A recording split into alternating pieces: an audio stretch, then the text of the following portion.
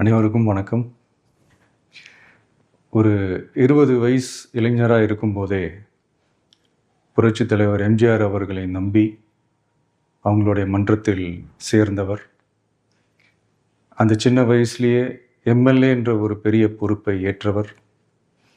அதுக்கப்புறம் அவருடைய அந்த பயணத்தில் அந்த இயக்கத்தின் இருபெரும் தலைவர்களுக்கு ஒரு பெரிய நம்பிக்கைக்குரியவராக அரசியல் களத்தில் இருந்தவர்.